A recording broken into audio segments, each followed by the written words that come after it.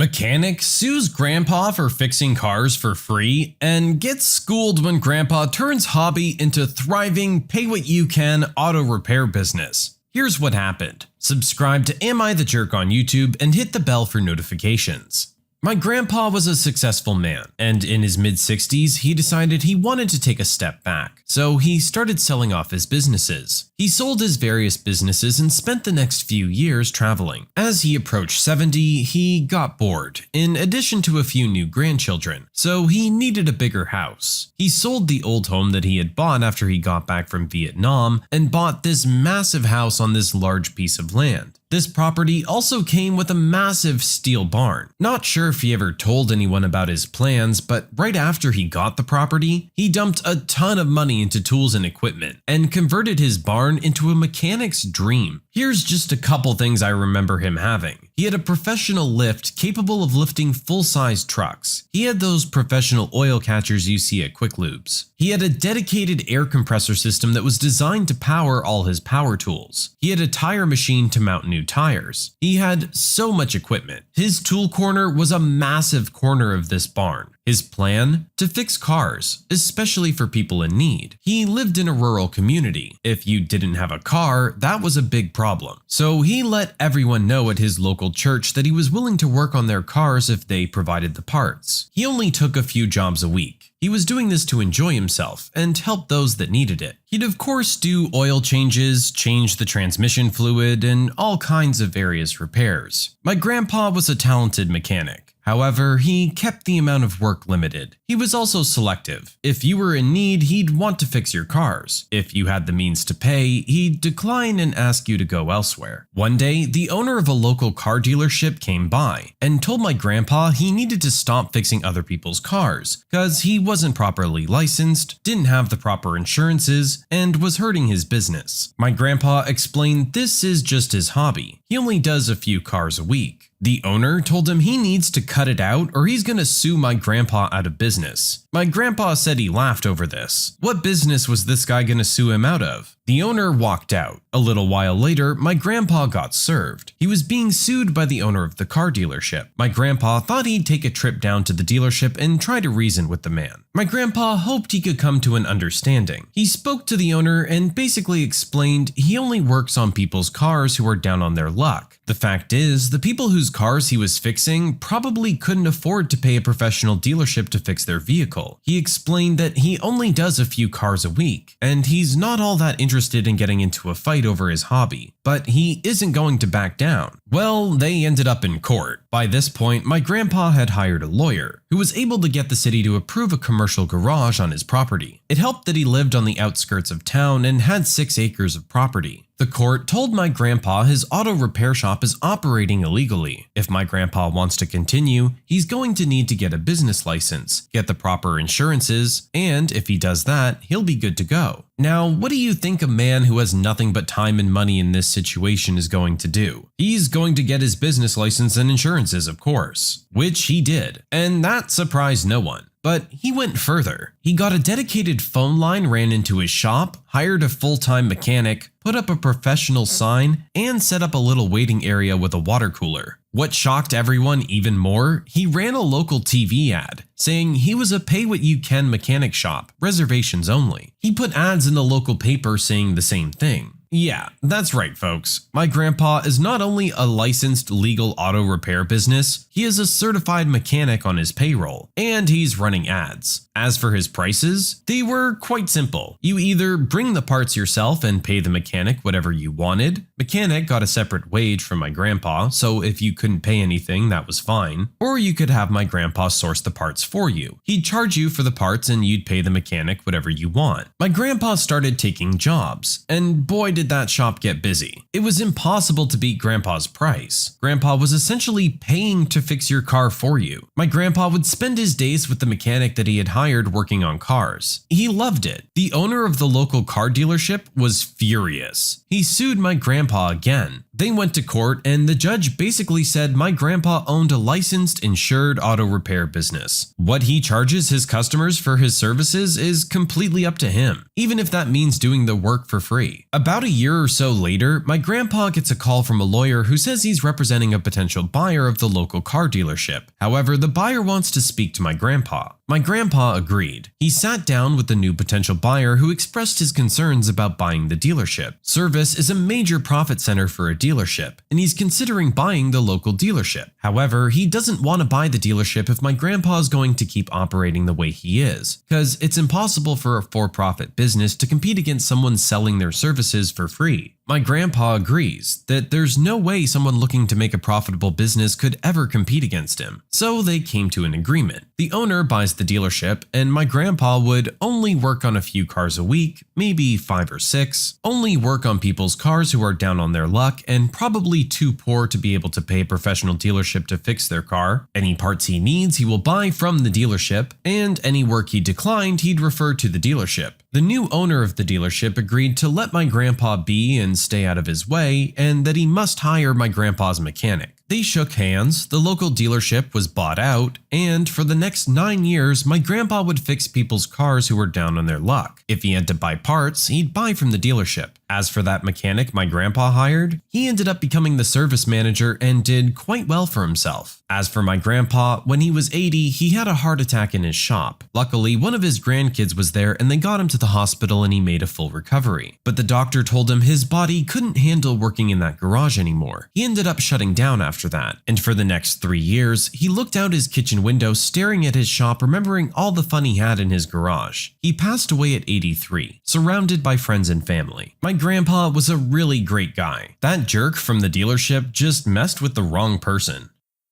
This has got to be one of the best stories I've read so far. I love what Grandpa was doing here, and I wish more people that were able to do stuff like this did it. Unfortunately, a lot of the time, people tend to hoard their money to themselves. Your grandpa was a very generous person. I guarantee he was bleeding money running that shop, but he did it in the interest of other people, to make sure that they were able to get by. This jerk from the dealership that was getting in his face was just upset that he wasn't able to line his pockets with extra cash. He kind of brought it on himself by having your grandpa steal all of his customers. It seems like your grandpa was ready to be perfectly reasonable with him, and he was with the following owner of the dealership. I don't see what the problem would have been. The dealership still would have made 90% of the profit they were going to make, I'm sure, considering that the only customers he was taking was people that were down on their luck. And then everyone who was down on their luck can still be able to get by without having issues with their car. It just seems like a win-win for everyone. My abusive ex-stepfather asked me to call the police if I knew anything, so I did. I, 29-year-old female, lived with my mum and her new boyfriend, who we'll call Jerkface, when I was a child. They met when I was 10 years old. From the moment I met this man, I never liked him. He gave off the most terrifying vibes, and even as a child, I could instinctively tell that there was something wrong with this man. Fast forward 6 years, and my mum and Jerkface are getting married, on my birthday no less. I have 3 new siblings in that time from their marriage, and this man for the past 6 years has made my life miserable. He was physically and verbally aggressive almost every single day to me, my mum, and siblings. However, he did and still does have a particular dislike towards me. To this day, I'm still not sure why. He would exclude me from family events, force family members to not give me presents at Christmas and birthdays, to then humiliate me on those events and make a scene of me not receiving gifts. He would body shame me as well. I was 11 years old when he did this, mind you, and called me a slut for wearing a skirt. He spent about $50,000 of my inheritance on himself, mostly on stuff like mountain bikes and things. He would hide my phone for no reason, so I couldn't contact my father or friends or extended family. He wouldn't let me eat the yummy food, but would sit there and eat it in front of me. He ruined the very expensive 4-wheel drive my mum bought as an adult out of my inheritance. And once he ruined it, left it at its demise place, which was out of town in the backcountry down a steep slope and in a creek for me and my mum to sort out. He had stolen cars and motorbikes, started a bushfire, tried to pin a break and enter of a friend's house in the middle of the night on my boyfriend, and that's just a snippet of the charms of this literal awful human being. I moved out very shortly after the wedding, and at 16 was living on my own, juggling 2 part-time jobs, full-time school, all in a brand new state and a brand new city. But it was a heck of a lot better than living at home. Fast forward again another 10 years. I'm 26 years old at this time. My mom has finally had the courage to separate from Jerkface with my 3 siblings after years of further abuse from Jerkface. He still tries and terrorizes their lives and controls them and demonstrates very threatening behavior, but at least they're out. My 3 siblings chose to stay with my mom, for obvious reasons, but still had to have visitation with their father due to custody arrangements. Jerkface always had a lot of resentment towards the children for this, but can you blame them? Fast forward now to present day. I have full care of the oldest of my 3 younger siblings, as she wanted to escape Jerkface and move states to live with me. I fully supported this because I've always tried to help where I can. The youngest of the 3 stays with mom. The middle child, my brother, was very traumatized by Jerkface's behavior, and consequently has a lot of untreated trauma and behavior to go with it. I tried to take care of him and let him live with me and my family at one point. However, he also was too violent for me to handle. Jerkface actively stopped my brother getting the mental help he needed. I believe this to be that it might have held him accountable if my brother told anyone anything too incriminating. My brother moves back to my mother and youngest sister. He's also too violent for them to handle. Side note, I understand my brother's behavior is not okay, and unfortunately, a lot of it is learnt behavior, and when he has sought out help, Jerkface quickly stopped that. I'm hoping in the future he can finally get the help he needs. Anyway, last week, Sunday, my brother assaulted a family member when at my mom's house. My brother was escorted off the property by police and taken to Jerkface's house to live now. I get a message from Jerkface on Wednesday for the first time in years, saying, "Your brother's missing, the police have been called. If you know anything, call me or the police." Instant panic sets in. I feel like a scared child again from a very benign message from this man. I sat looking at this message all night wondering what to do about it. That's when it came to me. Jerkface asked me to call the police if I knew anything. Jerkface did not specify what I had to know and tell the police, just that if I knew anything to call them.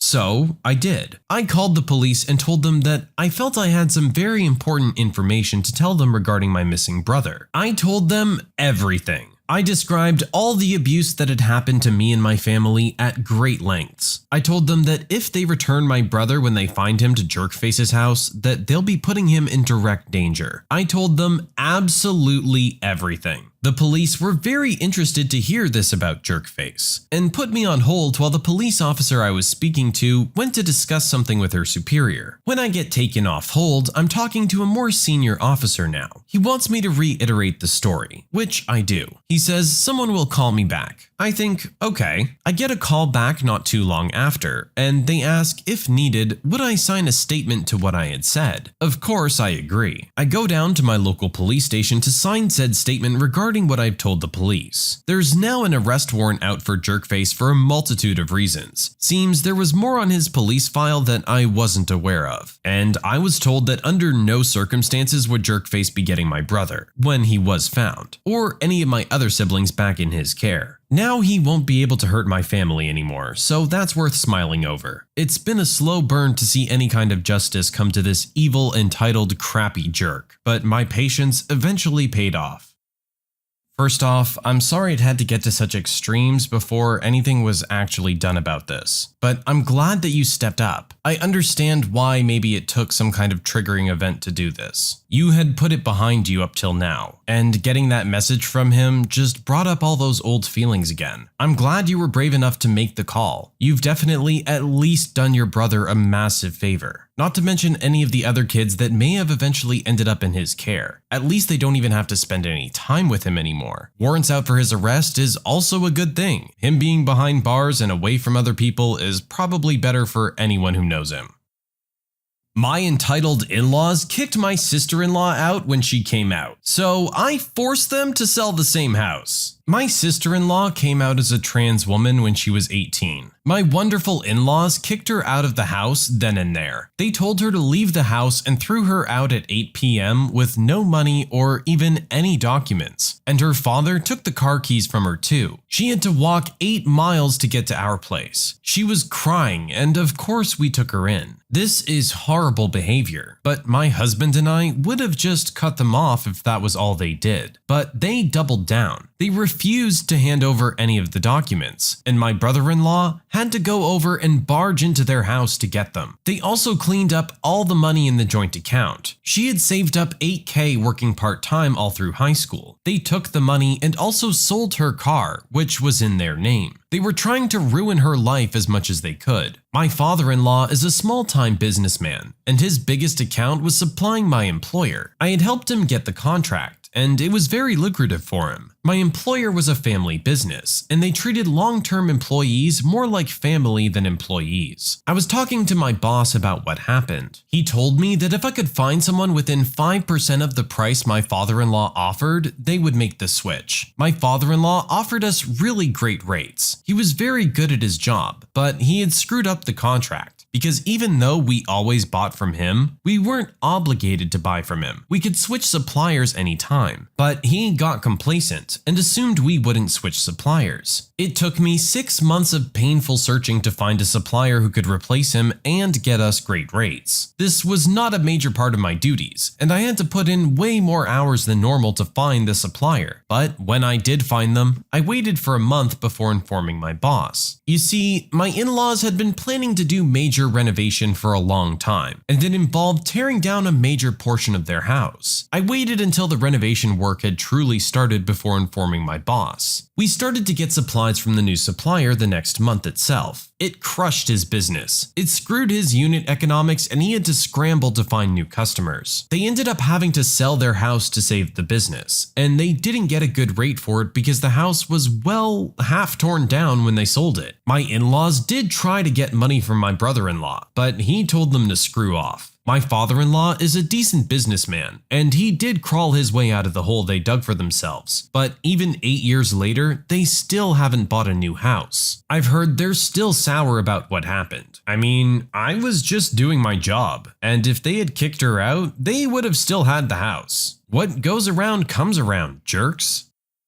Honestly, I don't know why your father-in-law didn't see this coming. Could he not read the room as to the family's reaction of him throwing out his daughter was going? Of course you're not going to continue to supply his business at that point. I do gotta say, you really picked your moment to strike. You definitely screwed them over for years. But honestly, they had it coming. It's one thing if you disagree with what's going on with your daughter, it's another to actively try and ruin her life, which is what they were doing. They deserve to get a little comeuppance.